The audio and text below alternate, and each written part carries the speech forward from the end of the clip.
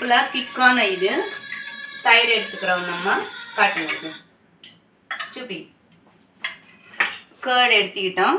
அதில் வந்து கொஞ்சம் கடல மாவு போட்டுடுறோம். அப்புறம் வந்து கொஞ்சோண்டி கொப்பரை வந்து தாளிக்கல போட்டுடலாம். இது நம்ம மிக்ஸி போட்டுட்டு வரலாம். இப்போ நம்ம சீரகம் போட்டுடலாம். கொஞ்சோண்டி ஒரு 2 ஸ்பூன் உப்பு போட்டுடலாம்.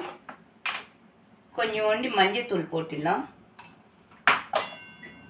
மிக்ஸி போட்டு தாளிக்கிறதுக்கு வந்து ஒரு ஸ்பூனும் நெய் போட்டதுக்கப்புறம் அது இதான ஒன்று கொஞ்சோண்டு நான் வந்து கோகோனட் ஆயில் கூட ஊற்றிக்கிறேன்.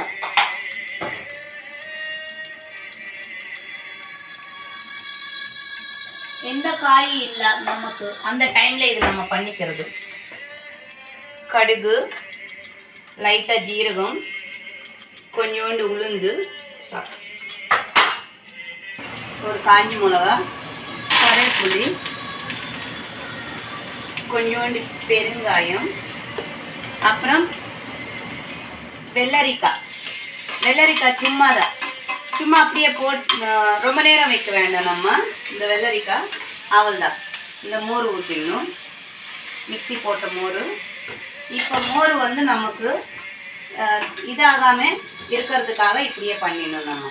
அவள்தான் ஸ்டாப்.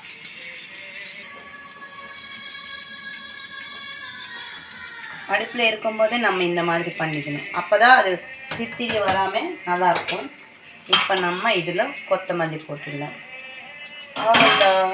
மோர் குழம்பு ரைஸில் வச்சு சாப்பிட்டா சூப்பராக இருக்கும். எனக்கெல்லாம் எந்த சமையல் பிடிக்கலன்னு இந்த மாதிரி தான் செம்மையாக இருக்கும். நல்லா இருக்குது. சப்பாத்தி, ரைஸு எல்லாத்துலையும் நல்லா இருக்குது. எந்த சமையலும் வேண்டாம். கீரை, வெள்ளரிக்காய், மோர் குழம்பு, சிம்பிள் டிஷ்.